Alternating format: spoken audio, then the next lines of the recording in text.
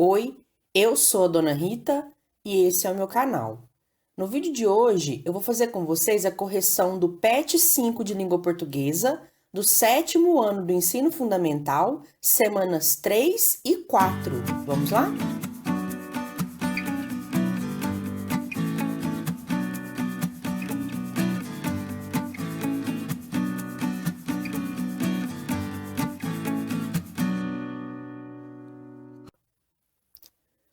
Gente, eu vou fazer nesse vídeo a correção da semana 3 e da semana 4 juntas, para vocês poderem dar uma adiantada aí nos estudos desse PET 5. Porque, segundo o que eu fiquei sabendo, a previsão para terminar esse PET é dia 30 de outubro. Então, vocês vão ter que fazer 2 semanas em uma aí, né? Vão ter que dar uma adiantada, porque senão vocês não vão conseguir terminar tudo antes de começar o PET 6, né? Então, eu já deixei feito aqui no mesmo vídeo a semana 3 e a semana 4. Muito bem, gente, então a primeira atividade aqui é a respeito das palavras primitivas e palavras derivadas. Então, você vai ler esse conceito aqui, ó, sobre o que é palavra primitiva e o que é palavra derivada. E eu quero acrescentar uma explicaçãozinha aqui, que foi o que eu utilizei para encontrar as minhas respostas. Então, as minhas respostas são baseadas nessa explicação aqui, ó. Para descobrirmos se um substantivo deriva de um verbo ou se ocorre o contrário, podemos seguir a seguinte orientação. Se o substantivo denota, significa ação, será a palavra derivada e o verbo palavra primitiva. Se o nome denota algum objeto ou substância, verifica-se o contrário. Vamos observar os exemplos. Compra e beijo são substantivos que indicam ações.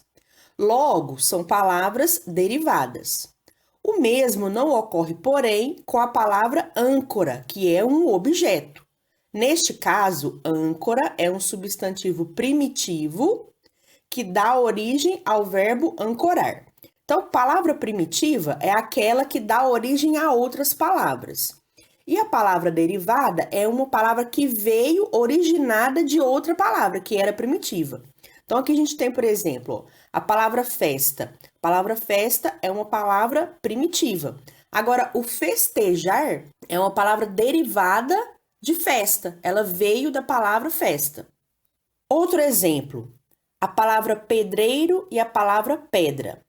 A pedra é a palavra primitiva. E a partir dessa palavra aqui, ó, pedra, eu originei a palavra pedreiro. Então, a palavra pedreiro, ela é derivada da palavra pedra. E aí você tem outros exemplos. Ferro origina a palavra ferreiro. Terra origina a palavra terráqueo. E assim por diante. E aí, aqui na questão 1, está pedindo para você marcar as palavras derivadas que aparecem em cada uma dessas tirinhas aqui.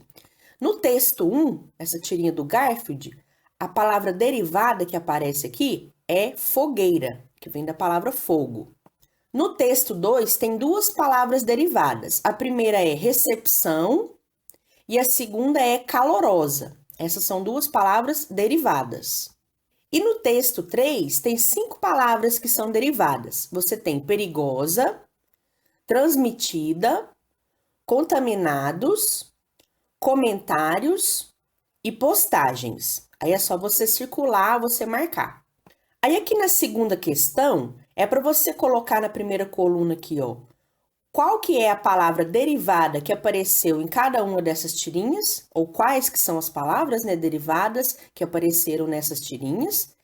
E logo em seguida você deve colocar quais que são as palavras primitivas que deram origem a essas palavras derivadas. Então, aqui no texto 1, a palavra derivada era fogueira, que vem da palavra primitiva fogo. No texto 2, são 2 palavras. Você tem recepção, que vem de recepcionar, e calorosa, que vem de calor. E no terceiro texto, você tem várias palavras, né? Que são perigosa, transmitida, contaminados, comentários e postagens. e elas são originadas a partir das seguintes palavras primitivas, respectivamente: perigo, transmitir, contaminar, comentar e postar. Questão 3.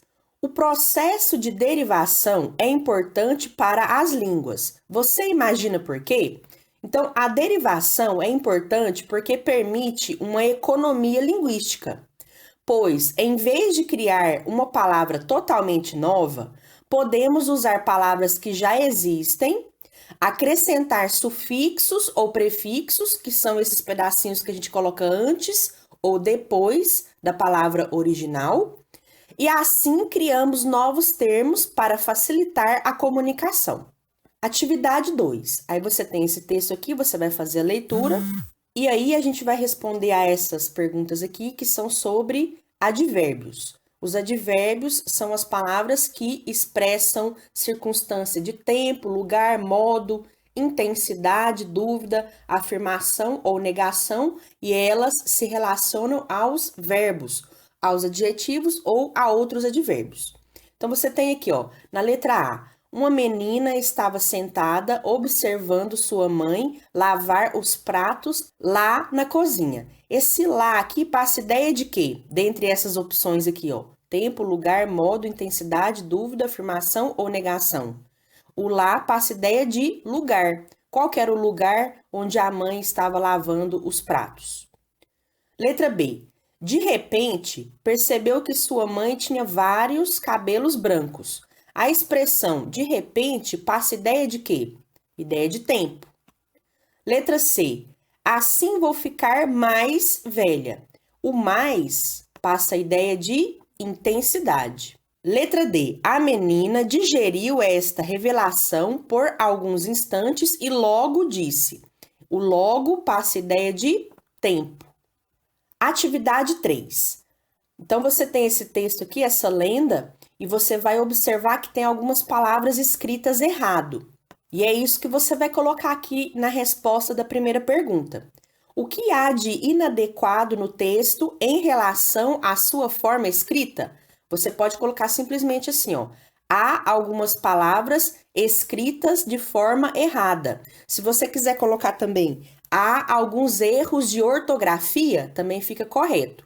Aqui você não vai explicar qual que é o tipo de erro, não, porque são vários tipos de erro, e aqui o espaço que eles colocaram para a gente responder não iria caber todas as explicações.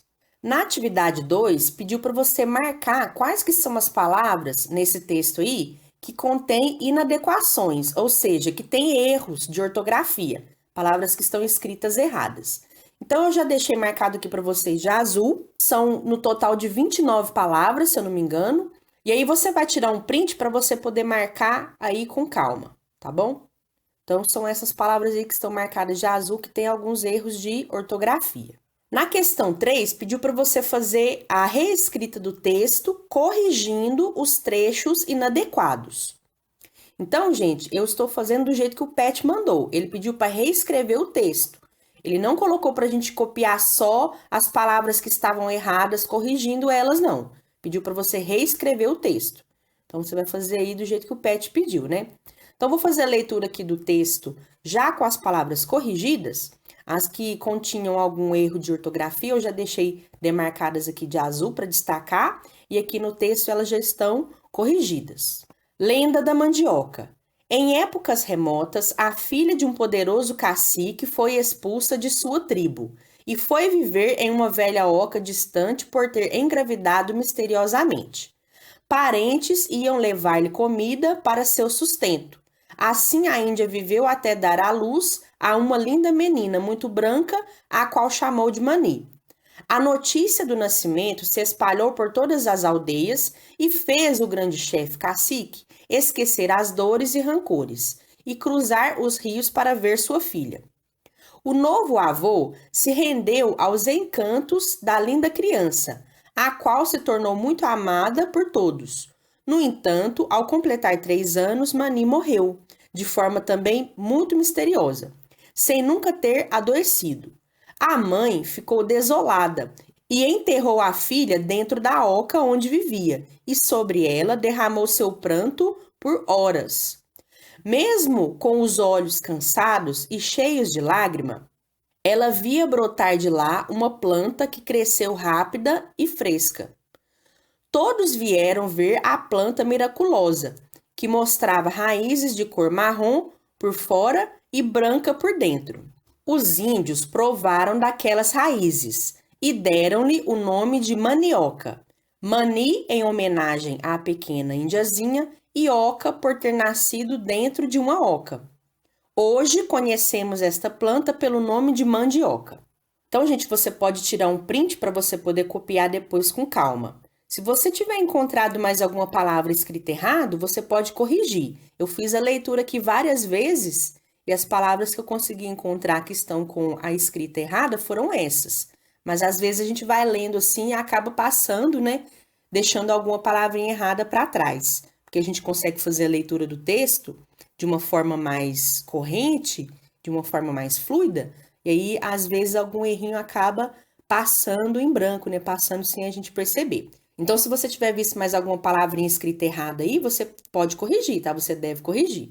Mas essas aqui foram as que eu consegui encontrar nas minhas leituras. Então, gente, essa foi a correção da semana 3. Agora vamos para a correção da semana 4. Ô, gente, aqui na semana 4, então, você vai fazer a leitura desse textinho informativo aqui, que está explicando quais que são as características do gênero textual notícia. Então, você vai fazer essa leitura aí para você saber como que escreve, como que é feita uma notícia. Aí, aqui na primeira pergunta, pediu para você escolher um desses 3 temas aqui, porque você vai fazer uma produção de texto a partir dele. Você vai escrever uma notícia com base em algum desses temas aqui. Então, você tem vacina contra o coronavírus, o retorno do futebol na pandemia e shows em formato drive-in. Eu escolhi esse aqui para colocar o exemplo para vocês, para fazer o exemplo para vocês. Na atividade 2, é só para você fazer a leitura desses 3 exemplos aqui que o Pet colocou de notícias para você se inspirar. Então, ele colocou esses 3 exemplos de textos jornalísticos, de notícias jornalísticas, para você ver mais ou menos como que é estruturado. Todos os textos têm a manchete, aí tem esse subtítulo aqui. No primeiro parágrafo são colocadas as informações principais e assim por diante. Então, você vai fazer a leitura desses 3 textos aí para servirem como exemplo e inspiração. E depois você vai fazer a sua produção de texto. Então, com base no tema que você escolheu, você vai usar a sua criatividade para produzir uma notícia jornalística. Você tem que observar os seguintes aspectos. Toda notícia jornalística vai ter o título, que também é chamado de manchete. Normalmente, dependendo do fato, né? Mas normalmente o verbo no título da notícia vem no presente, tá? E já no interior da notícia, normalmente a maioria dos verbos vai aparecer no passado. Isso é o comum, mais comum de acontecer é isso. Depois você vai colocar o subtítulo, que ele vai ampliar um pouco mais as informações que você colocou no título. E o mais importante, gente, é que aqui no primeiro parágrafo, que é chamado de lead, você tem que colocar as informações básicas de uma notícia, que são o que aconteceu, com quem, quando, onde e por quê. Tudo isso você tem que encaixar no primeiro parágrafo. E aí os outros parágrafos vão ser os detalhamentos dessa notícia. Você pode colocar, por exemplo, alguma citação de um hipotético entrevistado que forneceu informações para você, né? Vamos supor assim, vamos fazer de conta que você é o repórter, que você é o jornalista, e você fez a entrevista com alguém sobre esse fato aqui que está sendo noticiado. E aí, com base no que a pessoa, no que o seu entrevistado te falou, você colocou aqui um trechinho da fala dele, um trechinho dessa entrevista.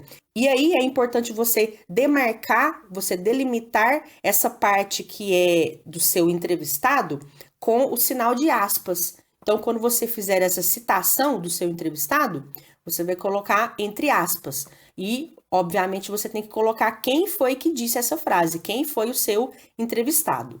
Então, eu vou ler aqui o meu exemplo e você pode se inspirar, pode copiar o meu texto, não tem problema não. Mas aí você vai fazer as adaptações para encaixar na sua região, na sua cidade. Você vai ver aqui que eu fiz uma notícia, é mentira isso aqui, tá, gente? É tudo inventado. Isso aqui não aconteceu de verdade, não. É só um texto que eu inventei, com a linguagem jornalística, parecendo uma notícia real. Mas não é verdadeiro, não. Mas aqui eu fiz com base na minha cidade. Você vai ver que eu coloquei aqui ó, o nome da minha cidade, um cantor que é popular aqui na minha região, né, dentre alguns moradores. A data que também eu encaixei com base na rotina da minha cidade. Eu coloquei o nome de um lugar aqui, ó, que pertence à minha cidade, que é o Clube Campestre. Então, você vai fazer as adaptações com base na sua realidade. Você vai encaixar essa notícia aqui com os acontecimentos, com os fatos, os nomes de pessoas aí da sua cidade, para fazer de conta que isso aqui aconteceu aí onde você mora. Vocês entenderam? Então tá bom, você vai mudar aí o nome da cidade, dos lugares, as datas, os nomes das pessoas para encaixar na sua realidade. Show Drive-In de Amado Batista é realizado em São Gotardo. Dentro dos carros, fãs de Amado Batista curtiram o show sem aglomerações. Na noite do último sábado, 17, no estacionamento do Clube Campestre, em São Gotardo, em apresentação promovida pela Duarte Promoções e Eventos, o cantor Amado Batista realizou um show drive-in, em que o público assiste à exibição de dentro dos seus carros, com o objetivo de evitar aglomerações em decorrência da pandemia de Covid-19. Os ingressos foram vendidos com antecedência e todas as medidas de segurança foram tomadas. A gente colocou uma equipe responsável pela fiscalização para que as pessoas só saíssem dos carros para ir ao banheiro, diz Adilson Duarte, promotor do evento. Os idealizadores do evento consideraram que foi um sucesso e já planejam outros shows no mesmo modelo. Então, você observou que a linguagem que eu utilizei seguiu todas as regras da norma padrão. Foi uma linguagem simples, clara e acessível. Qualquer pessoa que lê esse texto vai conseguir entender. Foram informações que foram passadas de forma objetiva, clara, sem enrolação, indo direto ao ponto. Não é um conto, não é uma piada, não é um texto narrativo, é um texto jornalístico. Então, você tem que utilizar essa linguagem de forma objetiva, tá certo? Então, gente, você pode tirar um print aqui, ó, para você poder ler o texto com calma e depois você criar a sua versão dessa notícia aqui, fazendo as adaptações que você achar que vão ficar mais de acordo aí com a sua região. Pode tirar um print desse trechinho aqui e um trechinho aqui do finalzinho. Se você quiser acrescentar mais alguma informação, algum detalhe aqui, você pode ficar à vontade, pode fazer as adaptações que você quiser aí nessa notícia. Muito bem, gente, então essa foi a correção da semana 4, espero que vocês tenham gostado, deixem o seu like, se inscrevam no canal, compartilhem o vídeo se vocês puderem para me ajudar, e eu fico por aqui. A gente se vê na correção aí do patch 6, que logo, logo estará chegando.